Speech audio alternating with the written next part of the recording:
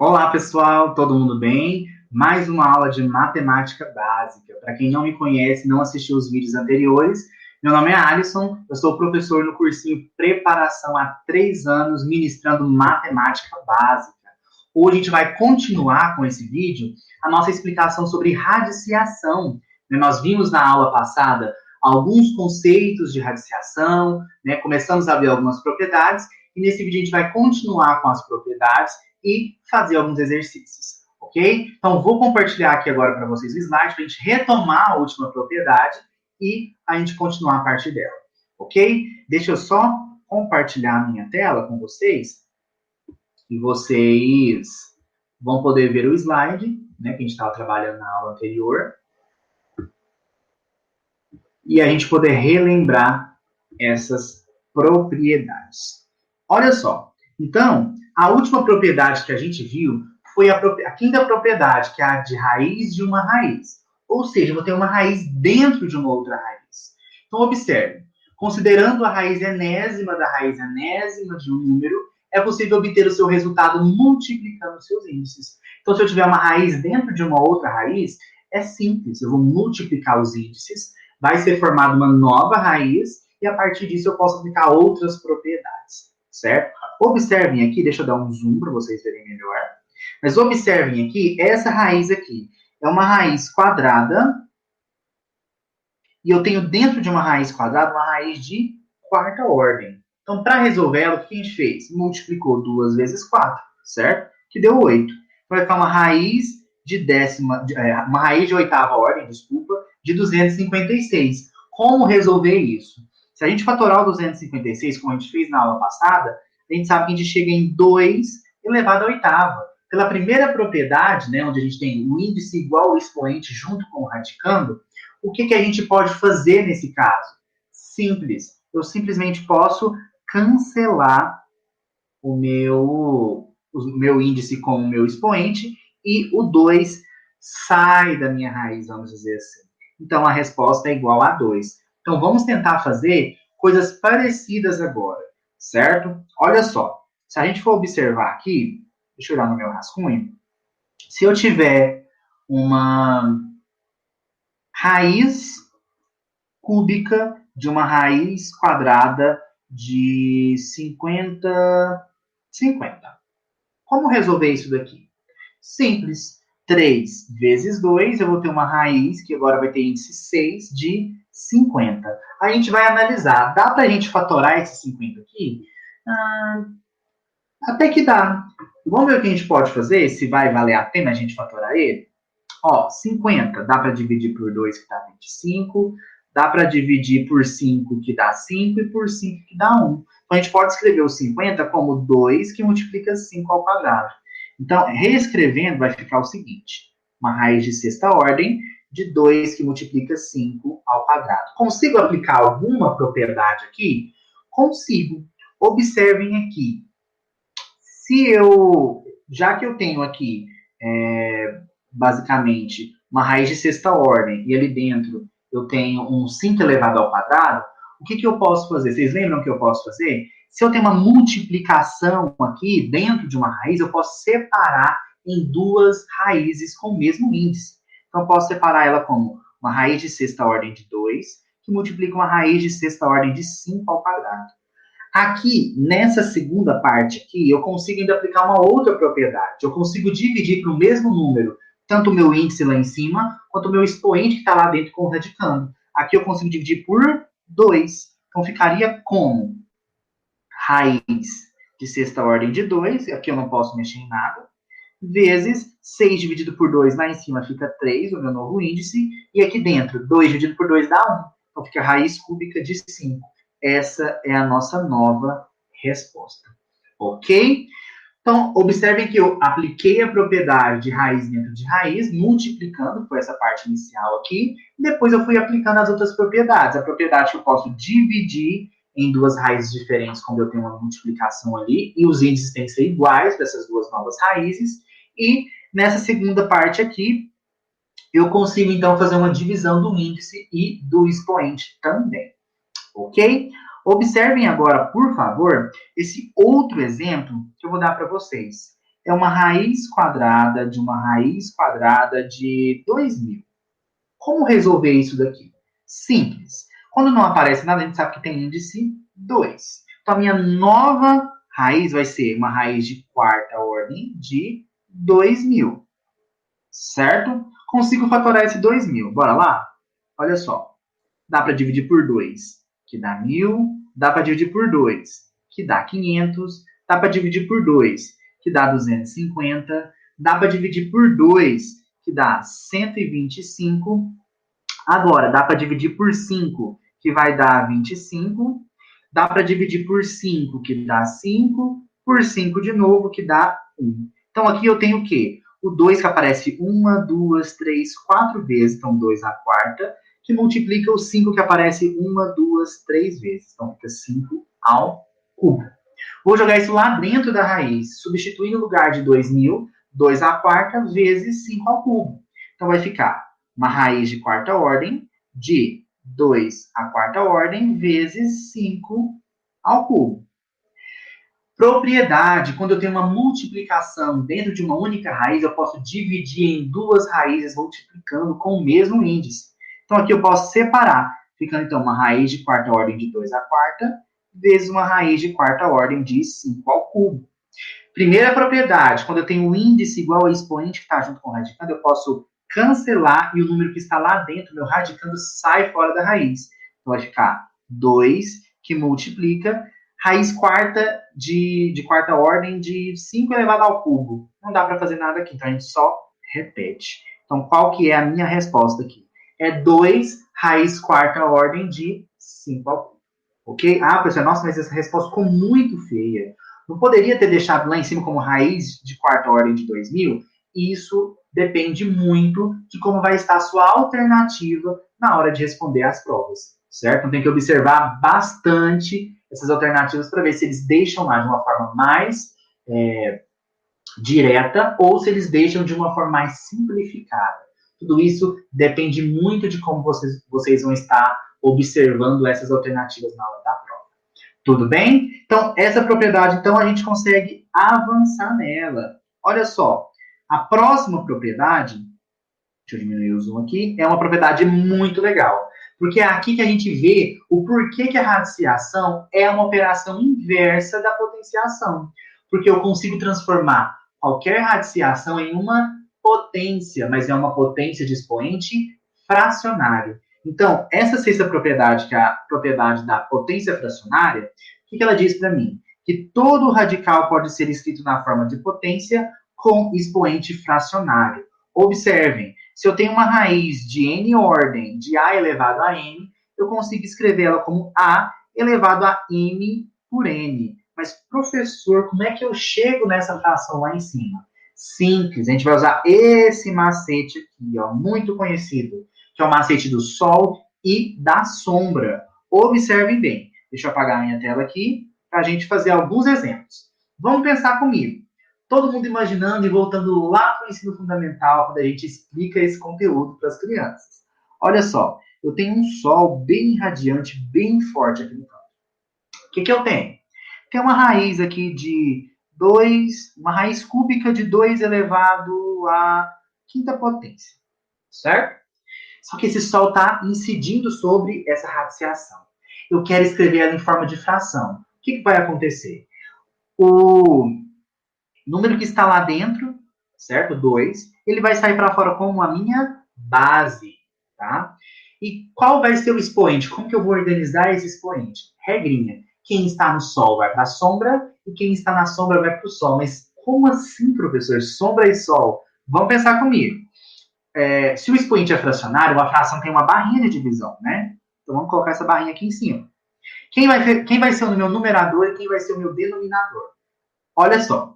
O 3, vamos observar, ele está fora, o meu índice 3 aqui, né? Ele está fora do símbolo do radical. Ele está mais perto do Sol, o Sol está indo direto no 3. Então quer dizer que ele estava no Sol, agora ele vai para a sombra. E onde que é essa sombra? Embaixo da barrinha da fração. Agora o meu 5, o expoente 5, ele está lá dentro do radical, de boas, protegido pelo radical. O Sol está incidindo sobre a radiciação, mas não sobre ele, porque ele está abaixo do do símbolo do radical. Então, quem está na sombra vai para o Sol. Então, o 5 que estava aqui dentro, ele vai lá para cima. Por quê? Quando o Sol incide aqui também em cima dessa fração, o 5 fica mais exposto ao Sol, sem uma proteção em cima, e o 3 está embaixo da barrinha, então ele está protegido do Sol. Então, a gente diz que quem está no Sol vai para a sombra, e quem está na sombra vai para o Sol. Da mesma forma, eu posso fazer o processo inverso. Olha só, tem um Sol aqui incidindo, vamos pensar em 5 elevado a meio. Como voltar isso agora para a radiciação? Simples. Símbolo do radical, o 5 aqui vai lá para dentro, que é a nossa base, e aí eu vou analisar. Quem está no Sol vai para a sombra, quem está na sombra vai para o Sol. O 1, ele está diretamente abaixo do Sol, não tem nenhuma proteção acima dele, então ele vai para a sombra, então ele vai aqui para dentro do meu radical. O 2, que está abaixo da minha barrinha da fração, ele está na sombra, então agora ele vai para o Sol. Então aqui eu tenho uma raiz quadrada de 5, né? Porque 5 elevado a 1 é 5. Então eu tenho uma raiz de 5, certo? Então é só lembrar desse macete. O que está no Sol vai para a sombra, o que está na sombra vai para o Sol. Essa propriedade, gente, ela é muito importante porque tem muitos casos de raízes que a gente não consegue resolver. E a gente pode voltar ela para potenciação e tentar resolvê-la como potência. Claro que não existe, né? Eu pegar aqui 5 elevado a meio, né? Deixa eu escrever aqui embaixo. 5 elevado a meio. Como resolver isso em forma de potenciação?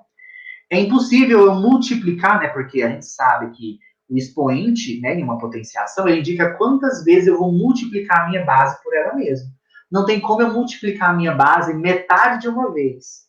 Então, nesses casos também que eu caio com expoentes fracionários lá na potenciação, uma forma para tentar resolver isso é voltar para a radiciação. E aí eu posso ter, então, uma forma resolutiva.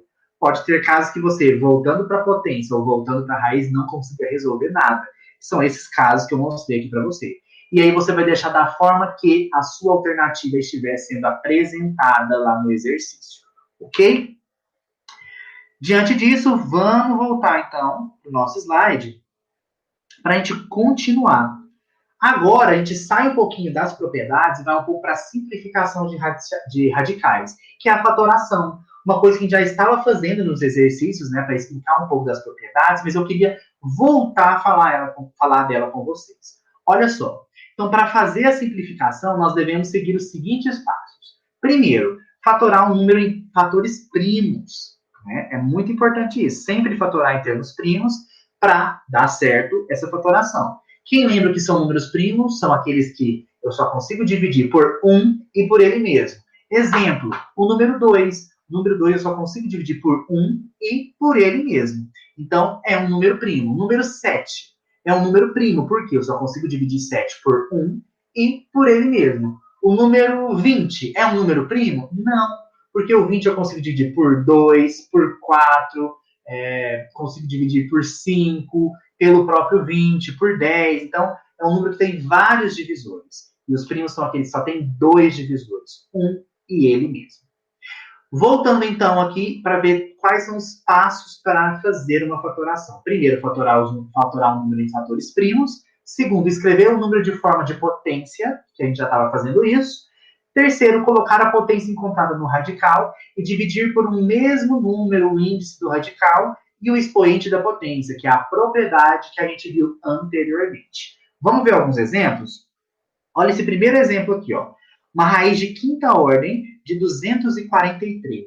Então, eu coloquei o número aqui, 243, e fui fazer a fatoração. Sempre buscando números pequenos e primos, certo? Olha só. 243 dividido por 3, 81. 81 dividido por 3, 27. 27 dividido por 3, 9. 9 dividido por 3, 3. E 3 dividido por 3, 1. Com base nisso, eu vejo que eu repeti o 3 uma, 2, 3, 4, 5 vezes. Então, eu consigo escrever isso aqui como 3 elevado à quinta potência, que é o que eu escrevi aqui em cima. Ó, o 243 é igual a 3 vezes 3 vezes 3 vezes 3 vezes 3. Desculpem aqui, eu poderia ter usado esse sinal de multiplicação ao invés do x. Né? Mas como a gente está falando de radiciação, ainda não estamos falando de nenhuma letra envolvida aqui no meio, então, tranquilo a gente trabalhar com o x. Bom? Então, eu posso escrever o 243 como 3 elevado à quinta. Então, olha só o que eu fiz aqui nesse espaço. Vou fazer de uma forma maior para vocês enxergarem. Eu consegui escrever, então, 243 na raiz de quinta ordem dessa forma. Uma raiz de quinta ordem de 3 à quinta. Primeira propriedade da potenciação. Quando eu tenho o índice igual ao expoente do radicando lá dentro, eu posso simplesmente cancelar os dois, dividir um pelo outro. Então, sai a raiz, o 3. Então, a resposta de raiz de quinta ordem de 243 é igual a 3. Ok? Vamos fazer alguns outros exemplos lá no nosso rascunho, mais uns 2 exemplos. Olha só para vocês verem. Deixa eu voltar aqui. Limpando a tela. 1024. Como fatorar o número 1024? Se eu tenho, por exemplo, uma raiz de quarta ordem de 1024. Como resolver isso daqui? Simples. Fatorando 1024. Vamos fazer aqui, ó. Dá por 2, que vai dar 512. Dá por 2, que dá 256. Deixa eu só conferir se é isso mesmo. É isso. Dá por 2 de 256, né? Que vai dar 126, 7, 128. Ok? Se tiver algum erro aí, me desculpem, que eu estou fazendo contas rápidas aqui. Dá para dividir por 2 de novo, que dá 64. Dá por 2 de novo, que dá 32. Por 2, que vai dar 16. Por 2, que vai dar 8. Por 2, que dá 4. Por 2, que dá 2. E por fim, por 2 de novo, que dá 1. Então, quantas vezes esse 2 apareceu aqui? 1, 2, 3, 4, 5, 6, 7, 8, 9, 10 vezes. Então, você vê como 2 elevado à 10ª potência. Mas observem, o índice lá em cima é 4. Então, vamos tentar trazer esse 2 a 10 sempre em termos de 4 em 4? Concordam comigo que eu posso escrever esse 2 elevado à 10ª como 2 à quarta vezes 2 à quarta vezes 2 ao quadrado? Porque de acordo com a propriedade da potenciação, que está no vídeo que eu dei aula para vocês online, né, nos sábados, eu posso fazer isso. Quando eu tenho potências de bases iguais multiplicando, o que eu faço? Eu conservo a minha base e somo meus expoentes. Então, se eu somar aqui 4 mais 4 mais 2, eu tenho 2 elevado a 10ª. Então, eu posso escrever dessa forma aqui, ó, 2 à quarta vezes 2 à quarta vezes 2 ao quadrado.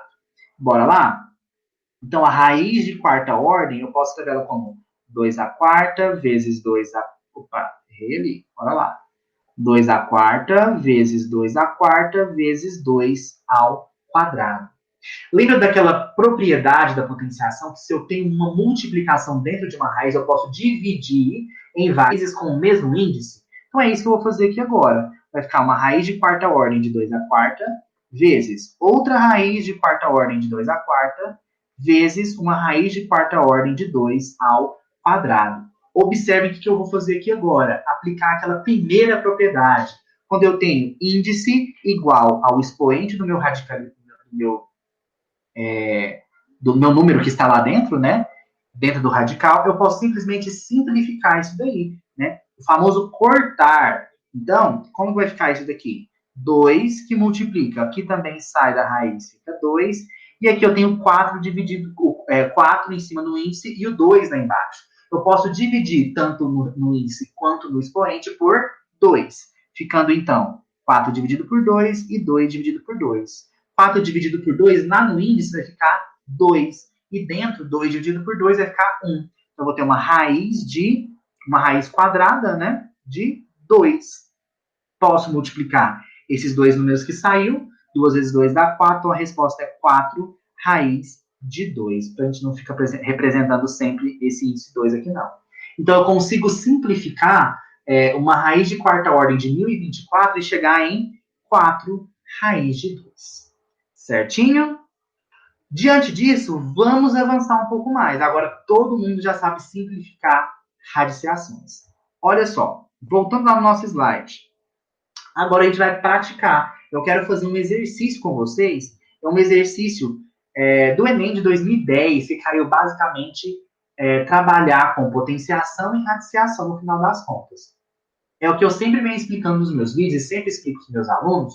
O seguinte, o Enem, há muito tempo, não traz mais questões tão simples que sejam só de raiz, de radiciação, que seja só de potenciação, que seja só de números decimais. É muito difícil cair, mas pode ser que tenha.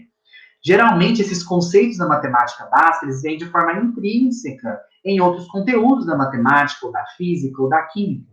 Então, é preciso saber esses conteúdos da matemática básica para poder aplicar e resolver exercícios que não que extrapolam esse conteúdo. Né? Posso resolver, sei lá, usar uma raiz de uma... Quando eu for trabalhar com uma equação de segundo grau, quando eu estiver trabalhando com uma função, né? E aí trabalhar dentro de uma equação de segundo grau, né? Quando eu resolvo Bhaskara, eu tenho uma raiz lá dentro, né? É uma raiz do delta, raiz do discriminante, né? Menos b mais ou menos raiz de delta dividido por 2 vezes a. Então, está aplicada a raiz lá, esse conteúdo da matemática básica e radiciação está presente dentro do conteúdo de funções. Então, é assim que essas questões vão aparecendo.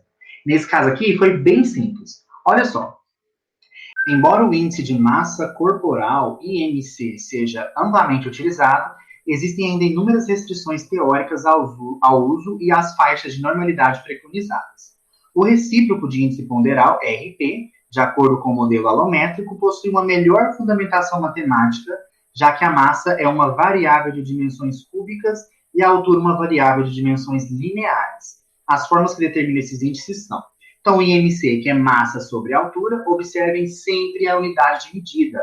Massa dada em quilogramas, nesse caso, e a altura dada em metros. Já para o RP, a altura é dada em centímetros e a massa é uma raiz cúbica dela dada em quilo. Olha o que o exercício pede para a gente. Se uma menina com 64 quilos de massa apresenta IMC igual a 25 quilos por metro quadrado, então ela possui RP igual a quanto? Simples, olha só. Para eu calcular o RP, eu preciso da altura em centímetros e preciso também da raiz quadrada de uma massa que é dada em quilos. A gente tem o quê? A massa, né, dada em quilos, e eu tenho o IMC, eu não tenho a altura, mas eu tenho o valor do IMC e da massa. Observe na fórmula do IMC. Eu tenho esse valor e tenho esse valor. Como eu preciso da altura, eu posso encontrar a altura inicialmente a partir do cálculo do IMC, depois jogar o resultado nessa segunda fórmula aqui. Vamos fazer juntos? Lá no rascunho, eu tenho as seguintes informações. Olha só. Eu tenho a minha massa valendo 64 quilos, eu tenho o meu IMC valendo 25 quilos por metro quadrado, e eu quero encontrar o R e P. Então, primeiro eu vou calcular o IMC, certo? Como que é o IMC, então? É a massa dada em quilos e a altura que eu vou chamar de H ao quadrado.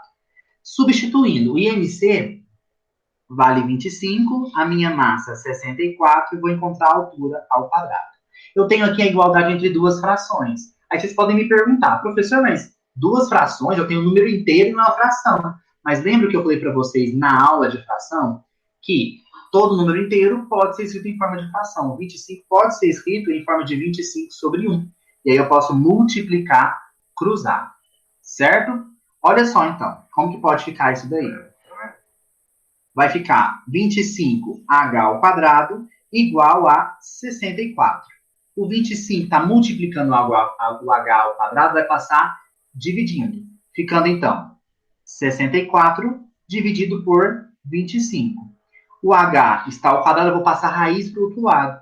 Ficando H igual a raiz de 64 por 25. Eu tenho uma raiz em uma fração. Lembra daquela propriedade? Onde eu posso escrever? Dividir, na verdade, né? A raiz em duas na divisão. E resolver cada uma separadinha. Nesse caso, a minha altura vai se valer quanto? Raiz de 64 dá 8. Raiz de 25 dá 5. Se eu dividir 8 por 5, eu tenho o valor de 1,6 metros. É o valor dessa altura, dessa garota. Só que, se eu for ver lá na forma do RP, a minha altura é dada em centímetros. Então, a gente tem que transformar essa altura de metros para centímetros. Como?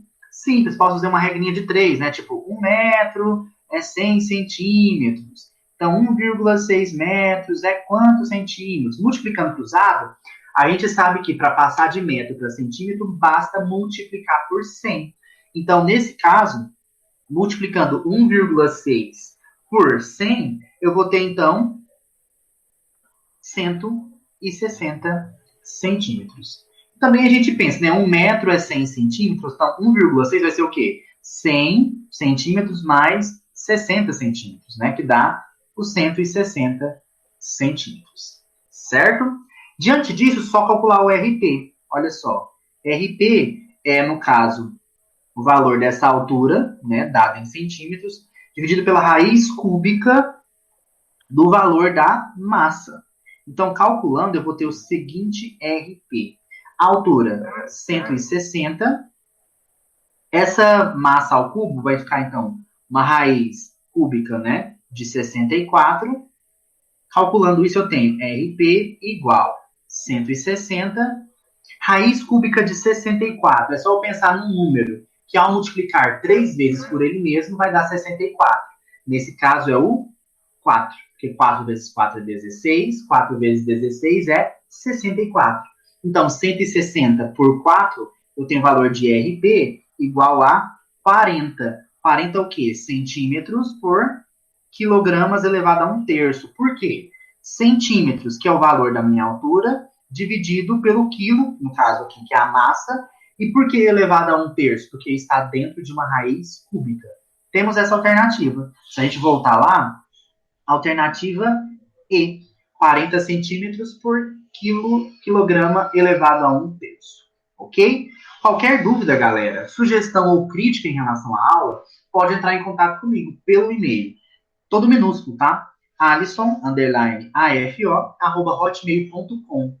Qualquer outra dúvida que vocês tenham e não queiram ter esse contato por e-mail, pode mandar para a coordenação do cursinho ou deixar aqui embaixo, né, nas perguntas do vídeo aqui no YouTube, que eu vou responder a todos, ok? Deixa eu só voltar aqui a tela para vocês poderem me ver e a gente fazer a despedida. É isso, galerinha. Vimos, então, por meio desses 2 vídeos, um pouquinho sobre radiciação, as propriedades da radiciação, a aplicação dessas propriedades em alguns exercícios, né, em algumas situações, que eu espero que vocês tenham compreendido um pouquinho.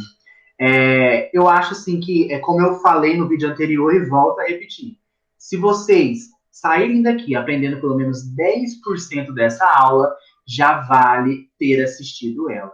Tá? Qualquer coisa é um aprendizado. Então, não entendeu? Pode perguntar, assiste novamente o vídeo, procure outras fontes também de pesquisa, é super importante para vocês. Vou disponibilizar no portal de vocês lista de exercícios para que vocês tentem fazer. Qualquer coisa, pode entrar em contato, tá bom? Meninos, é isso. Muito obrigado pela atenção de vocês. Qualquer coisa, estamos à disposição. Bons estudos e até